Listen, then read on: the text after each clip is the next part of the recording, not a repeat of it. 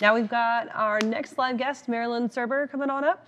That's exactly right. We'll be talking, what are we going to talk about here? Driver hiring outlook on the horizon. Marilyn Surber from Tenstreet. How are you doing, Marilyn? I'm doing great. Thank you. Thanks for having me.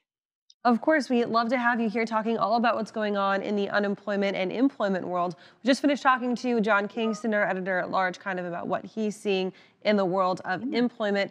Talk to us about how things are going on the hiring side for you guys over at Tenstreet.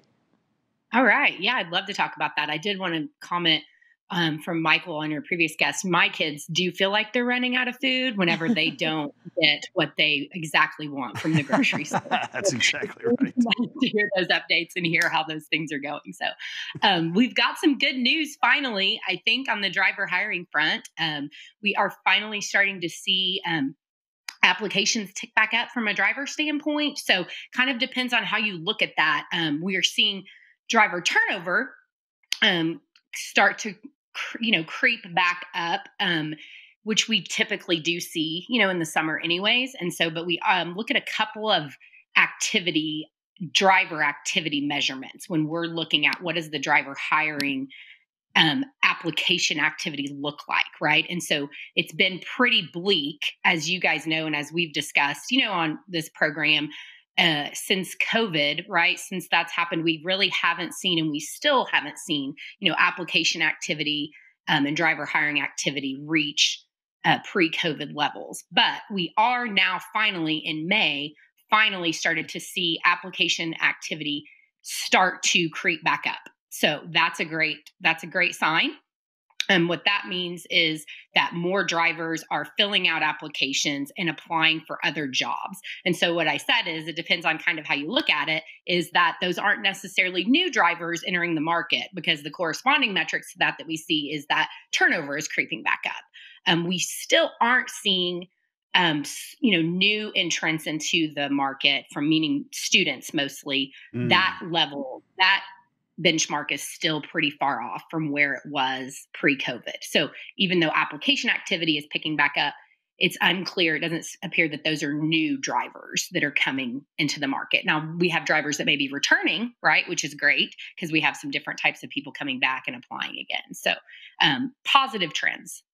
Yeah, well, I've seen the percentages of drivers going through and coming back out of the drug clearinghouse, right?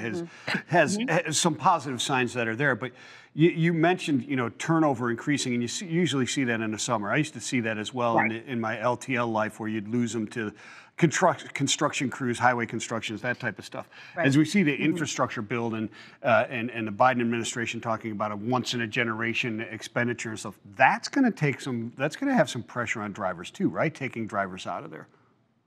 Absolutely. It's going to take drivers out of the market that are here, that are out there working right now, and it's going to keep people from entering our market.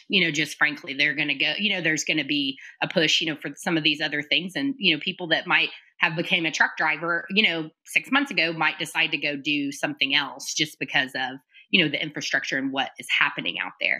You also mentioned clearinghouse, and I think we can't really talk about, the driver market at this point without talking about the clearinghouse, because it is just really removing, it's removing 60,000 drivers almost, last year, from our hiring pool. And even drivers that complete the return to duty process, that doesn't mean that they can get hired anywhere, right? We don't really have a way, companies, to hire those drivers from an insurance standpoint and a coverage standpoint. So it really, those drivers that leave, they're not coming back.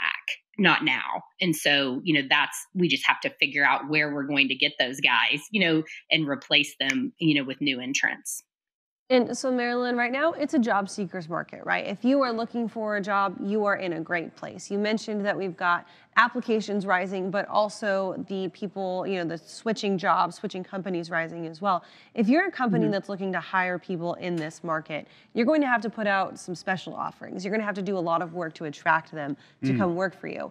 If you're that company, how are you capitalizing on this application upswing, but still staying, I guess, profitable in making sure that you can deliver on the promises that you're promising your applicants? That's that's a really great question because, one of the other positive trends that we're seeing is that the cost per hire for drivers is finally starting to trend down a little bit. It's really been a brutal market, for trucking companies and recruiting. And, you guys have, publicized all the pay raises. We continue to see companies raising pay and putting out things. And really, I think digging deep and saying, what can we do that we've never done before? Because we know we need these drivers and we know, carriers are competing, for this talent. And so it's kind of everybody's thinking of what's the next thing that they can do. And so if your cost per hire is trending down, take a look at that and say, okay, if my cost per hire is trending down, where can I, reallocate those things and how can I, measure your marketing and do all of those things more than you ever have? Ask drivers, you talk about delivering on the promises, ask drivers questions, driver surveys, and really make sure that what drivers are being told when we get there. We see that a lot of times in recruiting. You have recruiting and your recruiters are pumping them up. They're trying to get them there. And then what happens once they get there? How is the orientation? How is operations? And so ask your drivers, survey your drivers and ask them, and take a look at those metrics to make sure those are matching up because those are real changes. When you talk about driver turnover and moving the needle, those are things that constantly come back, right? From a driver's standpoint is, yes, the company did what they said they were going to do. And the only way to know that is if you're asking. If you're not asking, then you don't know and you can't do anything about it because you don't know what you don't know. And so more than ever, you have to be engaged with your drivers and communicating with them and asking them really at all stages throughout their, tenure with you, how are things going and what does that look like? Yeah, reducing that churn is really important, especially in these times when you're short of drivers, which it was long ago when I remember we had enough drivers. It was many moons ago. But when you talk about the cost for new hire dropping, it seems counterintuitive to me. Can you speak to that a little bit? If you've got pay raises going up, right, and you're trying to bring in these drivers and turnover is going up a little bit, you're doing better at hiring drivers, right? You said that's up a little bit, right? But the reduction in cost seems counterintuitive to me. Can you talk about that a little bit? Yeah. So because there's more drivers in the market, you're paying less for a full application from from like an advertising standpoint. Whereas if you were paying, $1,500, to get one driver, now you might be paying $1,200 to get one driver because you just are getting more volume for what you're spending. So you're not having to weed through as many applications to get to that one hire, which reduces your cost per hire. So that volume is what drives that. That makes sense there. Marilyn, I've got another question for you it's kind of a follow-up to the opposite side of what I asked before. If you're a driver entering the market or an applicant entering the market, do you need to do something to really stand out to these companies, or are these companies really taking anybody that they can get, or is there kind of a certain niche that you should fill, or this kind of like, I guess, perfect application that you can fill out to make yourself as desirable as possible to these companies?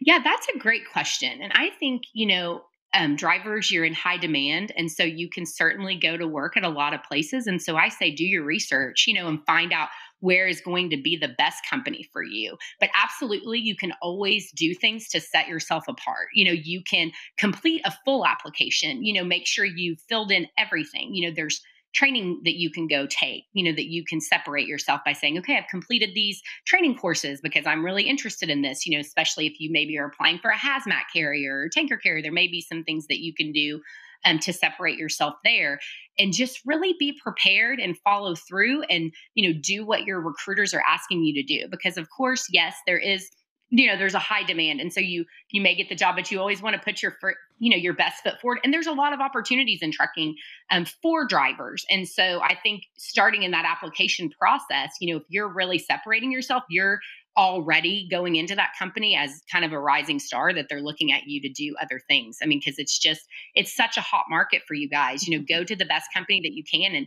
and make the most of it from a money and a career opportunity standpoint.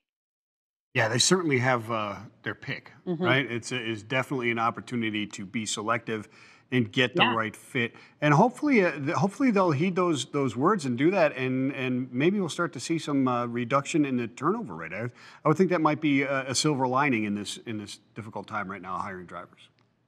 Absolutely. on And yeah, for sure. And I think the attention that retention is getting in this market is great as well. That to see that, companies are not just saying, how are we going to get more, but how are we going to preserve this workforce is really at the forefront for the first time in a while, I feel like for us. And I think it's going to be imperative, right, for us to retain drivers as well as attract new drivers as we move forward. Shows that people Absolutely. are caring about the people that they're bringing in. Marilyn, thank you for joining us today on FreightWaves Now. Go check her out at Tenstreet and get yourself connected with some good driver talent if you're a carrier out there. Absolutely.